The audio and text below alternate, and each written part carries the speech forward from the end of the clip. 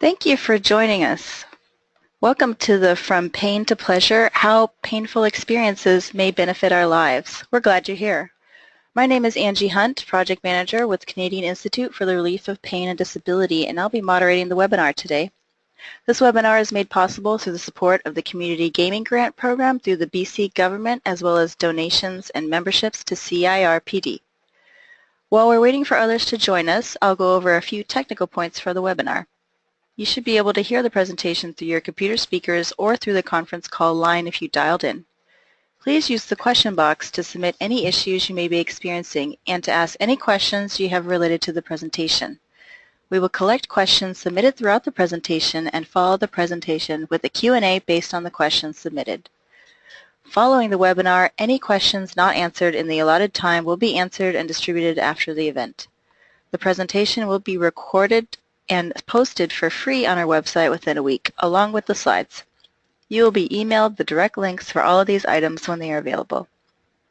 As I mentioned, my name is Angie, and I'll be moderating the webinar and Q&A session. Our presenter today is Dr. Brock Bastian. Brock Bastian received his PhD in social psychology from the University of Melbourne in 2007. Since then, he has held research fellowships at the University of Queensland and a future fellowship at the University of New South Wales. As of 2016, he returned to the University of Melbourne. His research broadly focuses on pain, happiness, and mortality and has received broad attention from the media and popular press. He has been the recipient of early career research awards from the Australian Psychological Society, the Society for Australian Social Psychologists, and the University of Queensland. Most recently, he was awarded the Wagner Theoretical Innovation Prize from the Society of Personality and Social Psychology for his work on pain.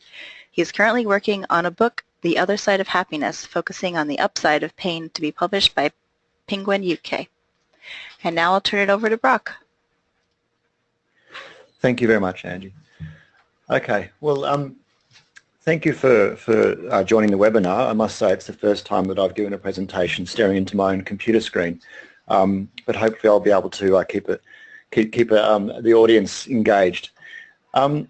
I'm quite aware that I'm talking in a webinar that has to do with chronic pain, and I'm also talking about how painful experiences might benefit our lives. So I want to acknowledge that at the beginning, because obviously it's a fairly different approach to pain perhaps than those who experience and treat chronic pain may for very good reasons commonly take. But I do want to come back to that issue at the end of the presentation, because I think that whilst a lot of what I'm talking about may have less to do with chronic pain and more to do with other kinds of experiences of pain in life, I think that in some ways breaking down the walls between these different ways of experiencing pain in life and recognizing perhaps the extent to which pain is more evident in our lives than perhaps we commonly even think about helps us to sort of look at pain from a different angle, and I think there's a lot of value in that, both in understanding how pain can benefit our lives, but also in understanding how we can manage and cope with pain when perhaps we would prefer not to have it. So the webinar and all the talk is called From Pain to Pleasure, and how painful experiences may benefit our lives.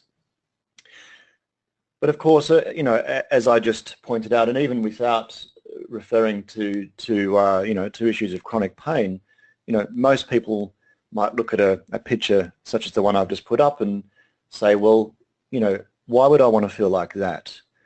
Why would I ever want to, you know, how can you possibly tell me that this is going to benefit me in some sort of way? What kind of benefit could possibly come from feeling in this kind of way? And let me also just briefly note that, you know, whilst I'm talking very much about chronic pain here, I'm also wanting to broaden out sometimes and thinking about other painful experiences in life too.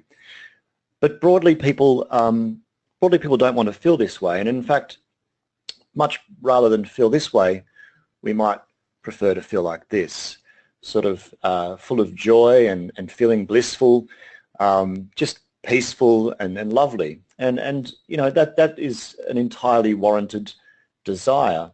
And yet, if you think about it for a little while and consider that perhaps what would happen if you felt this way forever?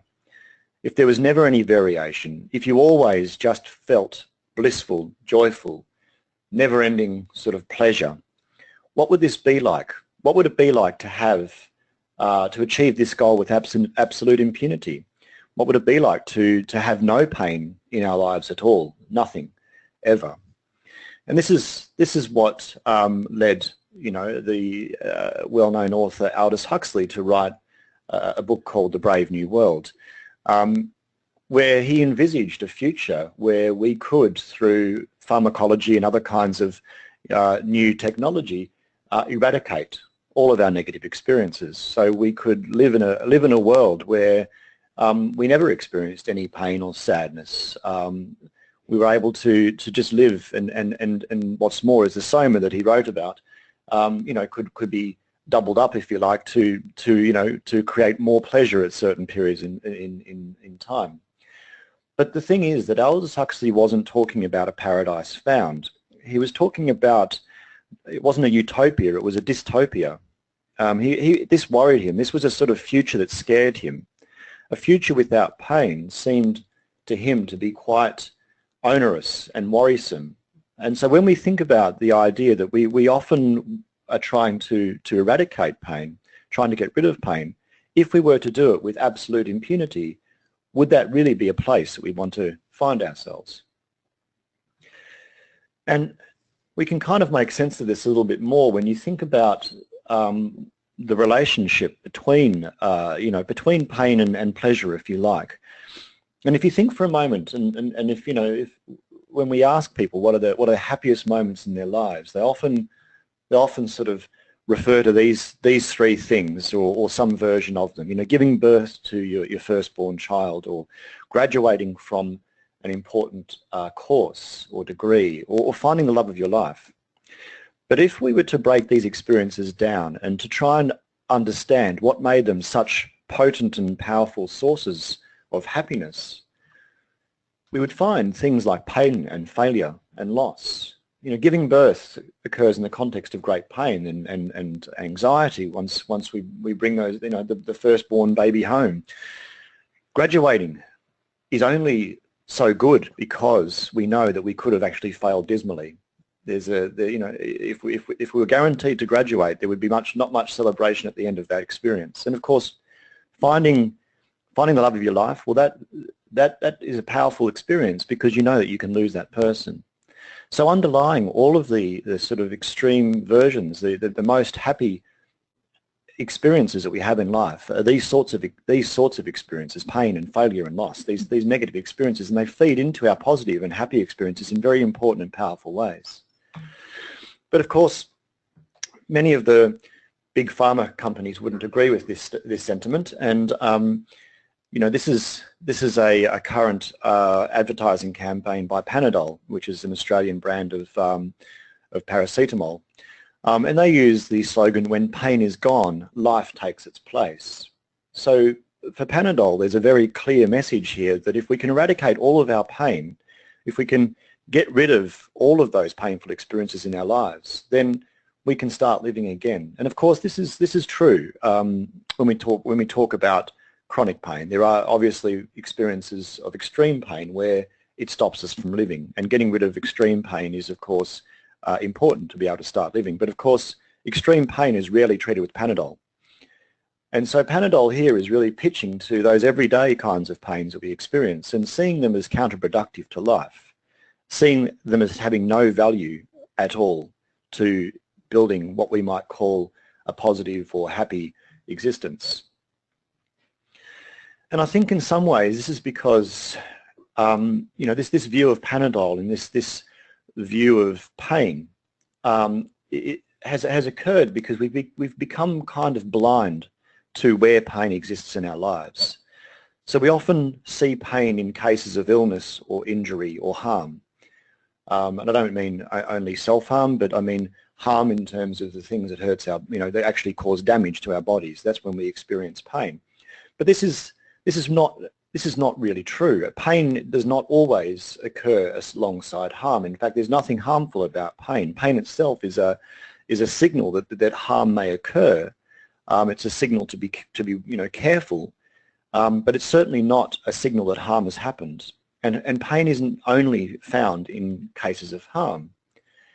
And in some ways we know this because there are also plenty of examples where people seek out pain in life. So sport is a very good example where people often, in fact, seek out pain. Now, you might say, well, that's you know, people aren't really seeking out pain in these experiences. They're seeking out fitness or a challenge, a sporting challenge. They're wanting to pit themselves against each other in some sort of competitive environment, and pain is just an unfortunate side sort of consequence of this. But if I was to ask you to imagine running a marathon, and then if you were to imagine that that marathon was completely pain-free, it would be just as easy as sitting on your couch at home. There would be no pain involved in that marathon. Would you train for the marathon? Would you feel like there was any sort of sense of challenge or purpose to running that marathon? Would you raise any money if you were to perhaps do a charity or donation round for a good cause because you were running that marathon? I think all of the meaningfulness, all of the purpose of marathon running would be gone if pain wasn't there. So I believe, and I think that it's fair to say that in these contexts, when people are in sporting contexts, often people are in fact seeking out these challenging experiences, and they're challenging simply not because of the pleasure they experience, but because of the pain. There are also many other examples too. So simply eating chili, you know, is quite painful, and this hasn't been lost on advertisers. You can see that some people advertise their hot sauce with the word pain.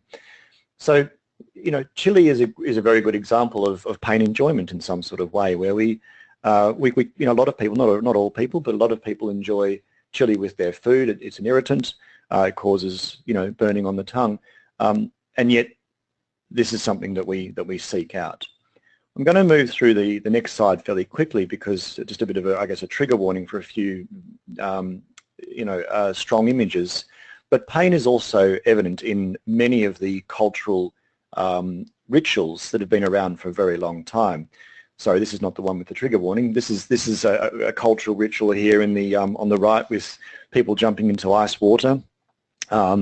In the Northern Hemisphere, you know, again, the one down on the left-hand side is sometimes in therapy, cryotherapy this is called, where people expose the body to extreme cold. And even if you think about deep tissue massage, an enjoyable experience, but also very painful. So again, these are again experiences that involve pain. This is the one that is a little bit challenging. I'll move forward past that. But in many cultural rituals, there are forms of pain that are sought out in the context of those rituals. And also there's many sort of, I suppose, subcultures that engage in the use of pain, even to things like Jackass the movie, where it comes down to, you know, people watching other people expose themselves to painful scenarios and finding entertainment in it. So I think I think hopefully I've, you know, just in that short little expose there have convinced you that people do in fact people don't always avoid pain.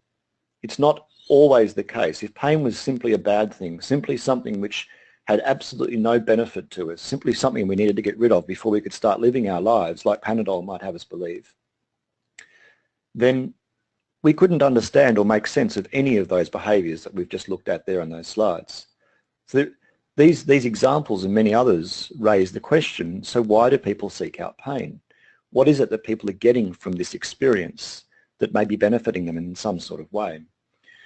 And this is where myself and some colleagues have written a review paper where we've taken a shot at trying to understand this. This is not a all-encompassing theory. It's not a overarching model of all possible benefits that could arise from pain. But what it is a kind of scattershot approach to trying to understand what are the sorts of things that people might experience as beneficial or positive when they do seek out painful experiences in life.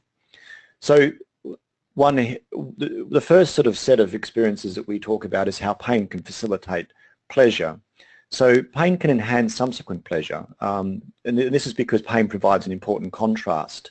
It increases the relative pleasantness of subsequent experiences. Contrasts are very important in life, and you know, as anyone would know, if you eat chocolate beyond satisfaction, it starts to feel painful, not pleasurable. If you sit in a hot spa, it eventually becomes less enjoyable. So we need contrast. We need to jump into a cold pool, or we need to work hard before we have a good holiday. These sort of contrasts in life are very important for the experience of pleasure, and pain being the opposite, of pleasure. And I'm thinking about pain in a broad way here as well as a narrow way. Broad way meaning all those negative experiences that are unpleasant, as well as the physical ones. Pain provides that contrast. We also know that pain is an evolutionary alarm system that captures our attention, that brings our focus to the present. This is a very functional effect of pain. It helps us to deal with with threats in our environment. But this also means that we become more aware, more engaged when we're in pain. Now, I don't mean, again, I'm talking from all sorts of pain, from slight pain all the way up, but we do become more present in our life when we are in pain, more so than when we are experiencing pleasure. And again, this is because of one of the evolutionary functions of pain. And so this also means that, for example, when we are in pain, we may be more connected to the kinds of sensory and momentary experiences that people might sometimes seek out, perhaps through other kinds of processes like mindfulness meditation and things like that. Pain, in a sense, can bring us in touch with these sensory experiences. Of course, this is probably most likely to happen when pain ends. And I will say that a lot of what we talk about in this work really is about when pain ends. It's something which happens in response to pain, but pain needs to be there in the first place to give us these experiences. It's a critical part of that process, but it does suggest that some of these benefits may be less evident in cases of ongoing, endless, and chronic pain. Although, as I said, I'll come back to those issues at the end. Pain can also, we've got some research which shows that pain can facilitate pleasure seeking. People often feel, I'll show some research we've done in a moment on this, showing that in a sense that sometimes it's our experiences of pain that make us feel entitled to indulge ourselves in a little pleasure in life as well. We also know that pain enables self-regulation and also enhancement. We know that it enables self-regulation because it has this effect of regulating cognition and affect. This is one of the reasons that people self-harm, is that cutting the self, causing that pain, helps to regulate negative emotional experiences. Now, obviously, cutting the self is causing harm, not only pain, and we don't, the point here is not that the harm is necessary to achieve that effect, but many of us will go to the gym or perhaps go for an extra long run when we're feeling a negative emotion. We know that physical exertion can actually help to help us to cope with those negative emotional events. And this is really the same kind of principle where the pain in these experiences is working in this same kind of way. It's helping to increase our cognitive and affective regulation. Again, this is based on the function of pain, which is to bring resources to bear on a situation which requires those resources. When pain is an evolutionary alarm signal, it causes us to focus on those sorts of things. We also, if we look at the many rituals around the world, many of the ways in which, for example, boys become men, pain often serves a kind of identity management function by allowing us to move from one level of self-awareness to another, allowing us to move from one identity to another. And often it's pain rather than pleasure, for example, as a contrast here, that's used in those sorts of ceremonies. And it's also possible to demonstrate virtue through pain. Often it's our ability to endure pain that demonstrates the kinds of character strengths that we might want others to know. It's very hard to demonstrate those same character strengths in instances of pleasure. It's almost impossible, right? We need something to push against, something hard, and pain provides that. So we can reveal certain qualities about ourselves through our painful experiences. Now, the last point here is also that pain can promote affiliation, and I think this is a really key one. We know that social support is a really good treatment for pain. People seek out social support in response to pain because it helps to alleviate it. In fact, possibly through the same sort of opioid mechanisms. and oxytocin mechanisms as may be often evident in the use of medication, for example.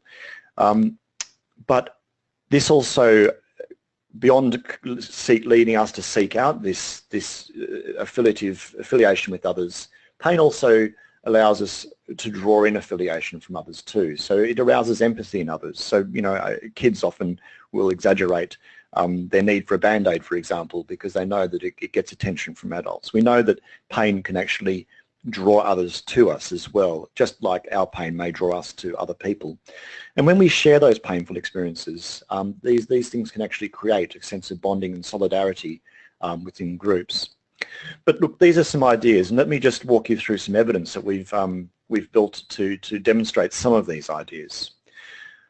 So one of the first studies we did, we looked at whether or not pain can restore virtue in a sense. So in many of the religious rituals, some of which I mentioned before, we see that pain sort of serves this form of self-punishment, and people try and restore justice or absolve their sins through the use of pain. And so we wondered, well, what is it that people are trying to achieve here psychologically? What is the psychological experience that people have when they expose themselves to pain in these sorts of ways? And our question was, well, if it's about this notion of you know, atoning for our sins, a religious notion, well, in a psychological sense, does this mean that people sometimes are able to deal with their guilt by using pain? So we tested this in the lab, where we had people either write an essay about something unethical that they'd done in the past, and then expose them to either a painful experience or a non-painful experience. And we also compared this to a group who wrote about something unrelated, that nothing to do with an unethical experience. So we had 3 groups. In 2 of those groups, people were made to write about something that caused them to feel guilty. And then they had the experience to either put their hand into a bucket of iced water or into a bucket of just everyday room temperature water. Between that mental acuity task and the physical acuity task, we gave them the PANAS, which is a list of emotion words, and tucked inside there is the key word that we were interested, which is guilty. We then, after the physical task, after they held their hand into the bucket of ice water for as long as they could, we gave them that measure again and again. We were able to see their responses to that target word, guilty. And the first thing that we found was that people who were made to feel guilty, people who wrote about something immoral that they'd done in the past, held their hand in the ice bucket for longer than the people who wrote about an everyday experience, something which didn't make them feel guilty. So it was quite clear then, in a sense, that these guys, you know, after being made to feel guilty, they sought out more pain. They also rated the ice bath as more painful. So it wasn't that they were numb to that. They actually experienced the pain, but they also held their hands in there for longer. So I think it's clear to say that there was some evidence that people did seek out pain in response to feeling guilty.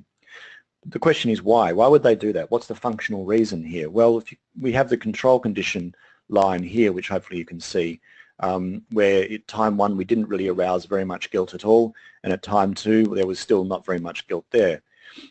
But in the condition where people wrote about something that did make them feel guilty and then put their hand into warm water or just room temperature water, you can see that there was some reduction in guilt, but there was still, the difference between those lines is still significant. So people still felt significantly more guilty in that condition than in the control condition.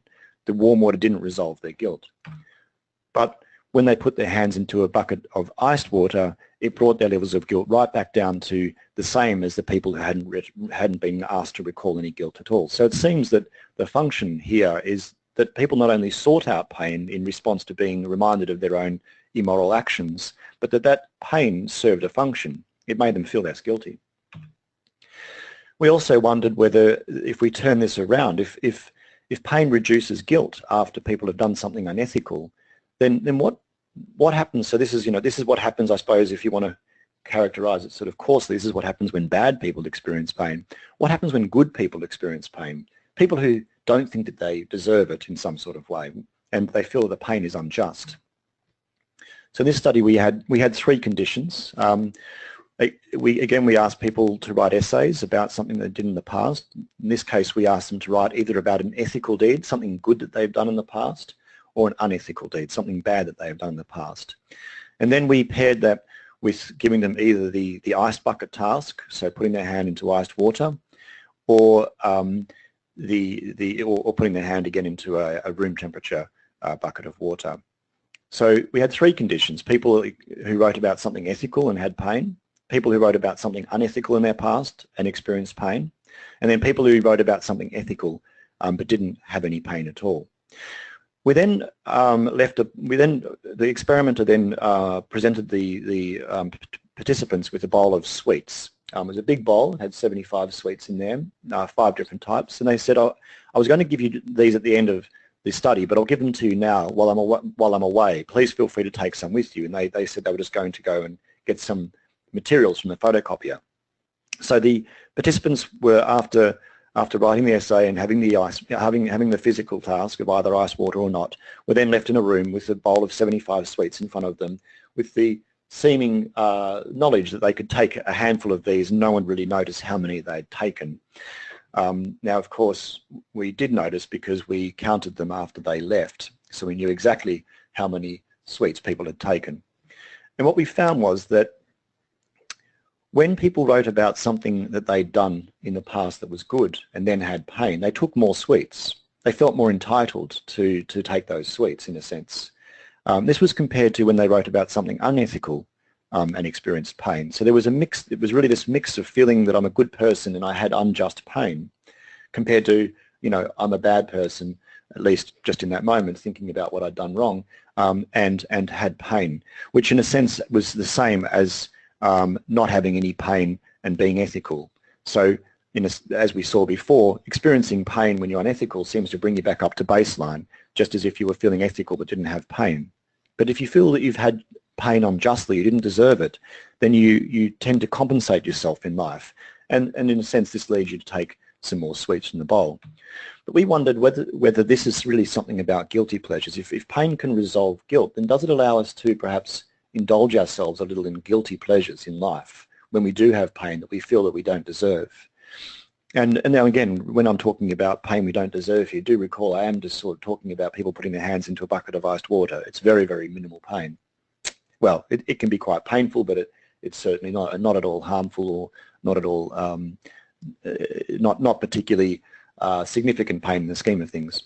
So in this next study, we instead of giving people a bowl of sweets, we gave them a bowl that contained this Freddo frog, which is an Australian chocolate, which comes in the shape of a frog. There's different fillings in it, or a highlighter. Now we had people rate these things on how much they thought they were worth and how desirable they were beforehand. So we knew that people thought the highlighter and the chocolate were about the same value in some sort of way.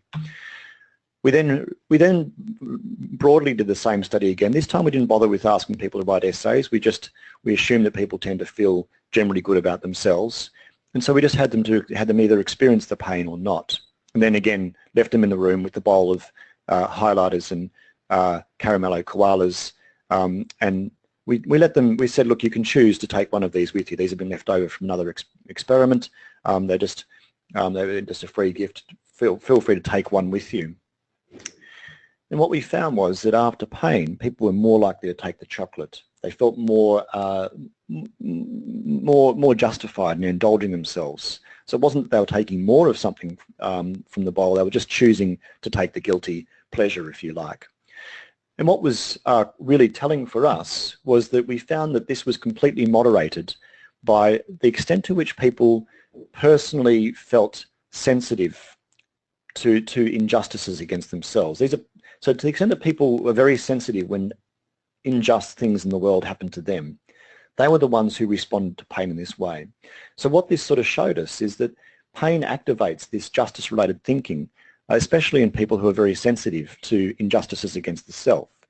And so in some ways what we're seeing here is this response to pain, or understanding and experiencing, literally experiencing pain sometimes in the context of a sort of justice-related framework, whereby just pain can resolve guilt, but unjust pain can also lead us to indulge in guilty pleasures sometimes.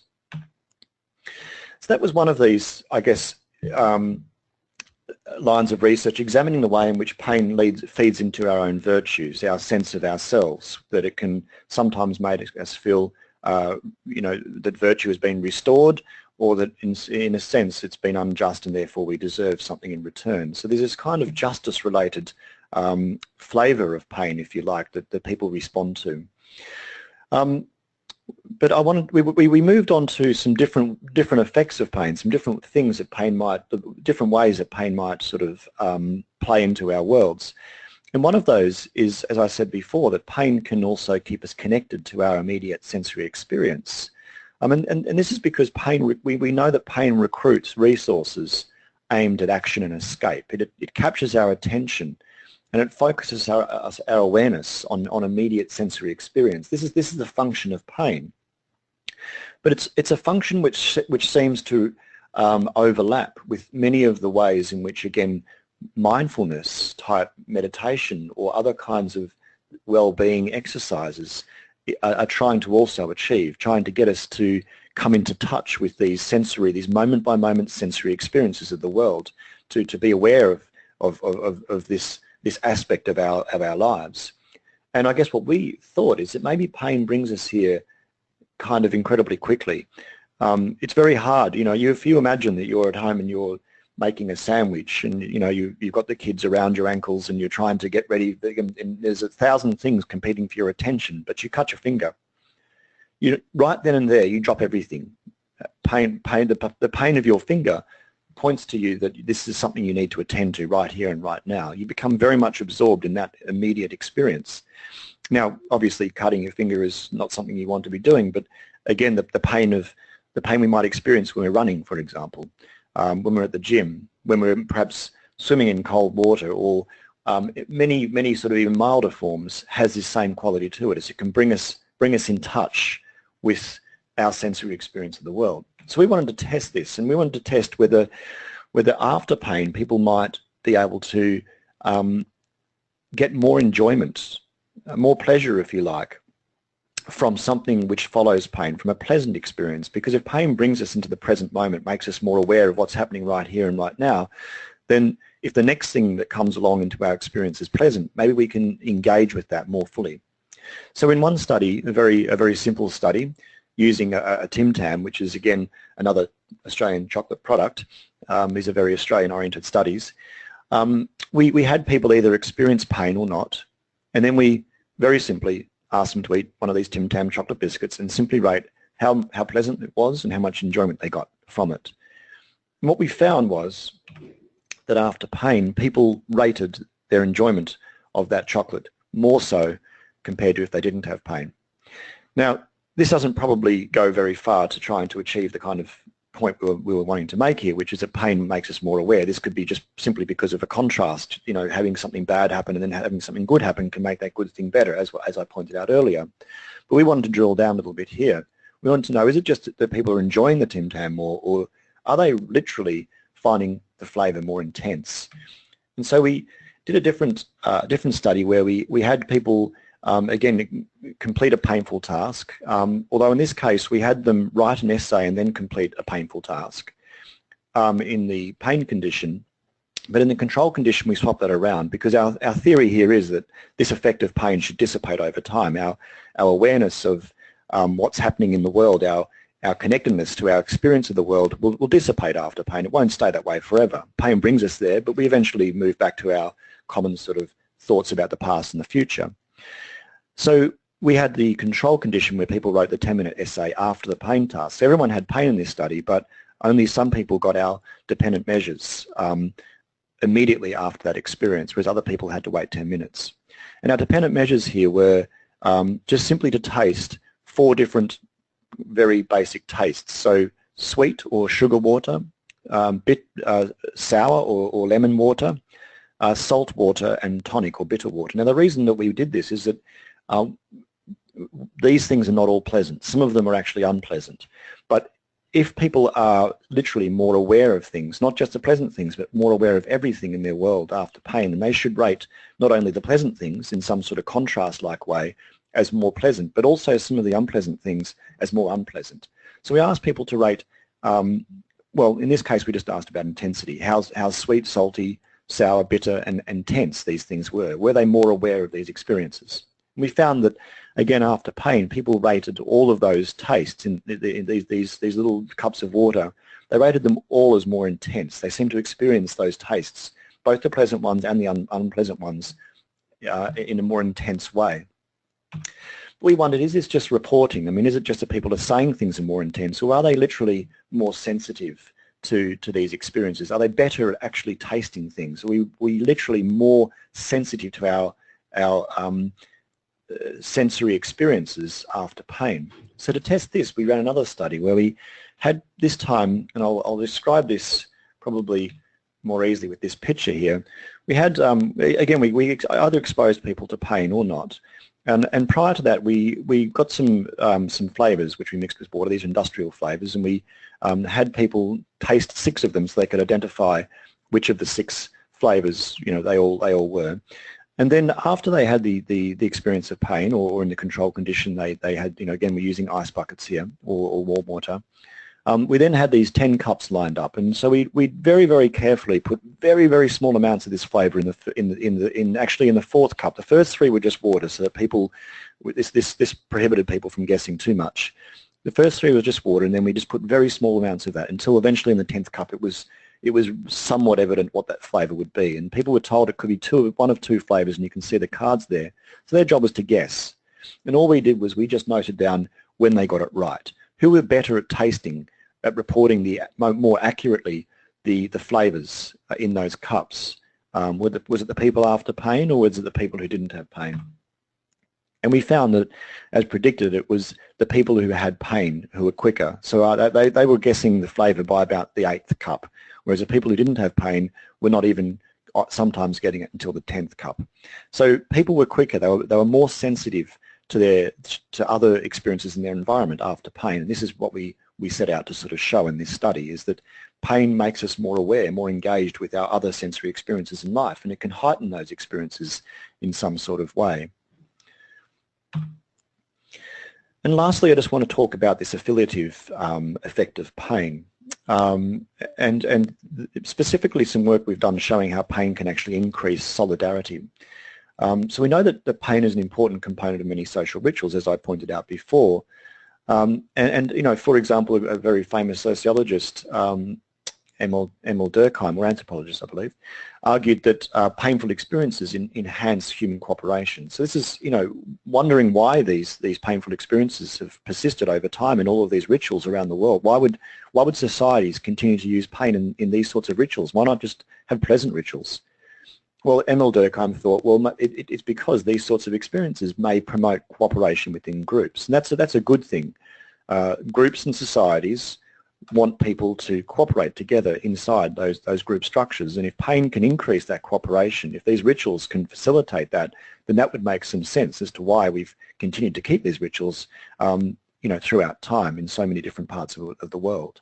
Now, there's some anecdotal evidence for this. If we look at, you know, pain in war, for example, you know, war is a terribly traumatizing time, and yet we know that soldiers develop very deep bonds who've been to war together. The pain of war leads to a very deep connection and bonding experience between those soldiers. There's also these examples of Tough Mudder events. I don't know around the world how popular they are. They've certainly been a little more popular in Australia, sort of weekend warrior kind of activities where people go out and you know, in these they crawl through mud and jump into large containers. I mean, this time I mean large sort of shipping containers of iced water, and crawl under electrified fences and all sorts of painful things. But they do it together in groups. And so the question is, you know, what are the experiences that these people get from these sort of weekend warrior activities where they go and experience these sorts of pain in groups? And this doesn't happen in Australia so much because on New Year's Day it's actually pretty damn hot.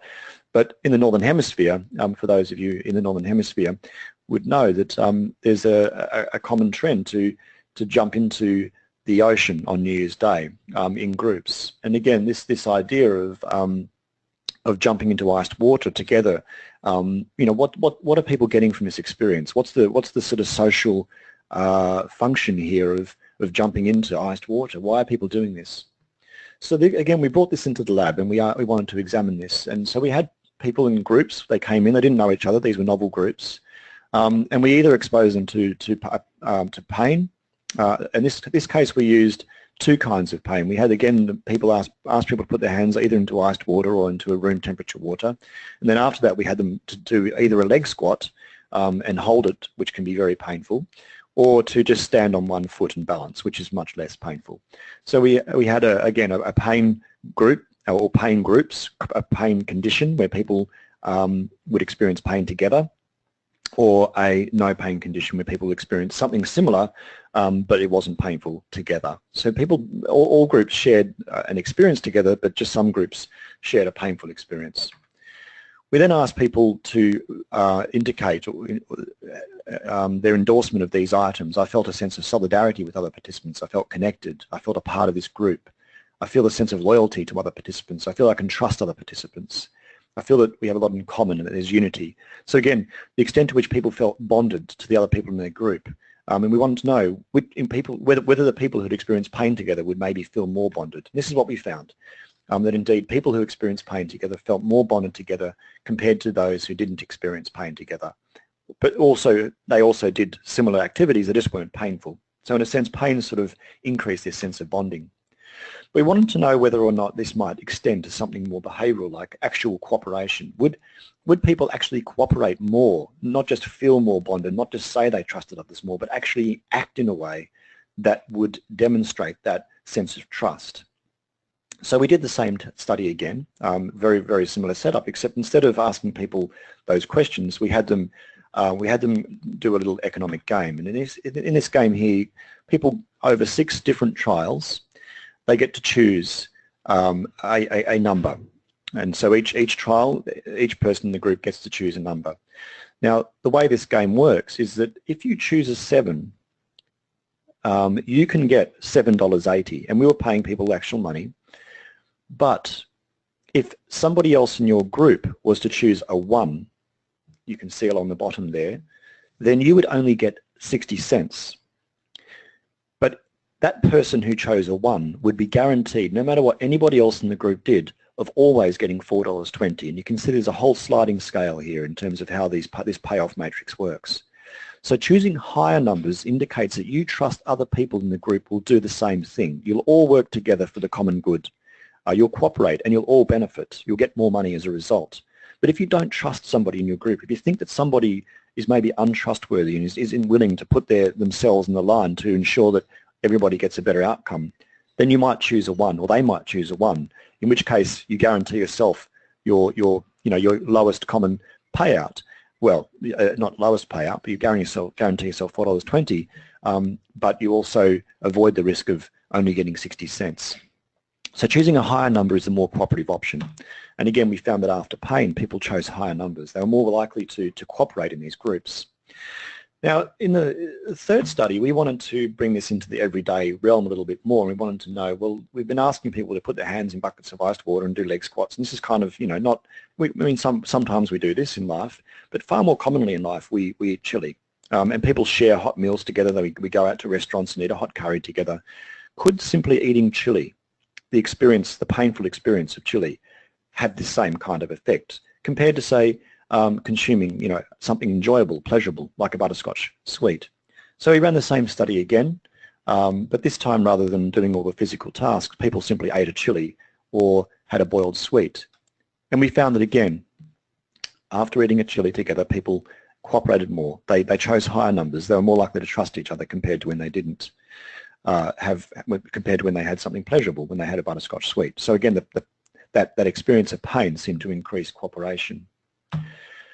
I'll jump across these slides a little bit because I'm running out of time. But what we can see is there's other examples of this elsewhere. So research in Libya, for example, has shown that Libyan revolutionaries who have fought on the front line together feel often more bonded to each other than they do to their own biological families. So that experience of warfare literally leads people to feel bonded in the same way that we found even small amounts of pain in the lab can achieve. Other work has looked at the ritual, the Hindu ritual in Mauritius, which involves quite a lot of pain. And again, what they found there was people donated more money, particularly after doing a painful form of that ritual versus a less painful form. And in fact, the observers of those people, not the people themselves, but people simply observing others doing those sorts of rituals, also donated more money to the temple afterwards. And in fact, their ratings of pain, how painful the event was, predicted their donations. So we can see, even in the real world context, that cooperation does seem to emerge from painful experiences when people share these experiences. So I guess hopefully I've convinced you that pain has some benefits here, that there are some positive sides to it. But so what? What does this really mean for us? Does this mean that we should start, wearing hair shirts, perhaps like in the religious ceremonies and rituals, trying to make ourselves feel more holy, perhaps? Well, I don't know, maybe not, but there are some interesting adaptations of this. This is one that I came across where they used some of our work in a design magazine, talking about perhaps, making designs not only comfortable but sometimes uncomfortable. Uncomfortable design might have a range of interesting benefits in the ways that people engage with their worlds.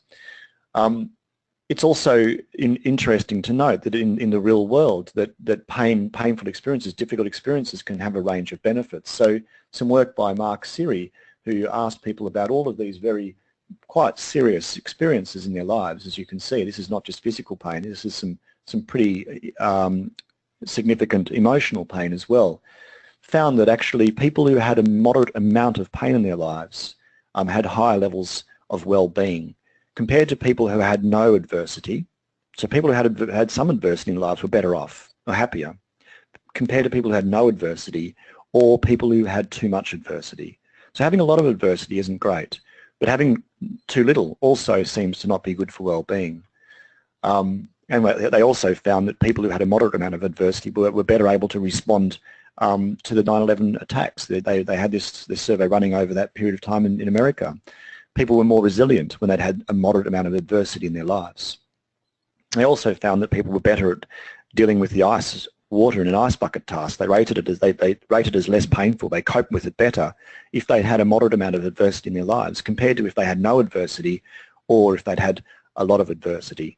So there are some other examples out there that some pain in life is actually good for us. It actually builds our resilience and builds our well-being. But of course, we're talking here about these sorts of experiences where people might seek out the pain of running or the solitude, personal solitude, or sometimes even experiences of fear, other sorts of things, these sort of transient experiences. But what does this have to say about people who experience much more chronic forms of this, chronic pain or chronic loneliness or chronic trauma? And then this is, I guess, what I was foreshadowing before that I wanted to come back to. Well, I think it helps us to think about these things differently, and I think that that's really important. So we know that, for example, from this very early study by Henry Beecher, he noted that seriously wounded soldiers who were questioned within 12 hours of receiving their wounds, only 25% of those soldiers reported pain, only some slight pain, and 32% reported no pain at all. And these were soldiers who'd had some pretty serious wounds. 75% didn't want any medication for their pain. Now, Henry Beecher wondered why, what was going on here?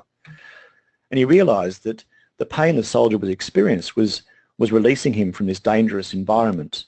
They got to go home. They got to leave the battlefield. And so their pain, the pain of those injuries for the soldier meant something very, very different. It had a different meaning to them. And in that sense, it didn't feel very painful at all relative to what other options there were, such as staying in the war. And there's experimental research that simply telling people that pain is good for you literally changes how the brain responds to pain. It makes the experience of pain less intense and activates opioid and cannabinoid systems which help cope with pain. So when people are told that pain can be good, it actually helps us to cope better with pain. It makes those experiences more manageable. So I guess one of the broader pictures here is just trying to change the value of pain, is to see it from a different perspective. Now, obviously, there's some pains we don't want, and there's some pains which are chronic and we need to treat and get rid of. But there are also pains that are important for our ability to be happy in life. And to understand that is important, perhaps even just to put a question over pain rather than to simply always see it as something which is bad. And of course, There are some cases where people have indulged in pain, such as the ice bucket challenge, where it raised, millions of dollars for a good cause. So sometimes pain can even have good social effects as well. So of course you need to have a slide like this, no pain, no gain, in a talk like this, but also just to say thank you to all the people who've helped with this research along the way, and thank you all for listening. All right, thank you. For our audience, if you have any questions at this time, please type them into the question box and we'll answer them accordingly. One of the questions that came in is there someone, where can we find the research articles you mentioned in the webinar?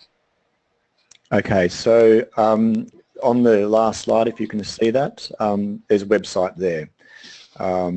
So you can go to my website, and those articles should be mostly retrievable in PDF format from that website under the publications. Okay. How does this theory translate to the world of one who suffers from chronic physical pain? Does it have the opposite effect? Well, I think, as I sort of alluded to at the end there, and look, it's something that I've been sensitive to, and I was quite, I gave this similar talk to the British Pain Society at their annual scientific meeting, and I was very intrigued and somewhat surprised, to be honest, how receptive a lot of these clinicians were to this sort of view of pain, and I think that it's one of the ways that we seek to treat chronic pain is to help people to not fear it as much, to stop running away from it, to turn around and face that pain as much as possible. Of course, it's very difficult. And I think it's very hard to sort of accommodate pain into our lives, to allow it to be there, to stop trying to escape it or run away from it, when we don't have a theory of pain which says, hey, it's not all bad. When every theory around us says pain is something we have to get rid of, pain is something which destroys our lives, then how can we accommodate something like that into our lives? When we can even see just very small ways in which maybe some of those experiences sometimes have a silver lining, if at all possible, or even just a more curious approach. I think that we know from most theories of pain management that is a kind of functional and good way to approach pain, to be interested in it, to approach it rather than to try and avoid it and run away from it. So I think that that's what this has to offer. It provides a different framework for thinking about even the pain we don't want in life, by understanding sometimes that other forms of pain are very valuable.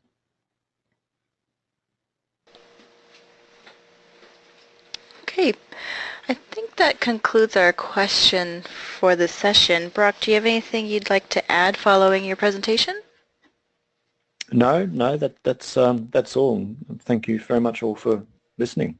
Yes, and thank you.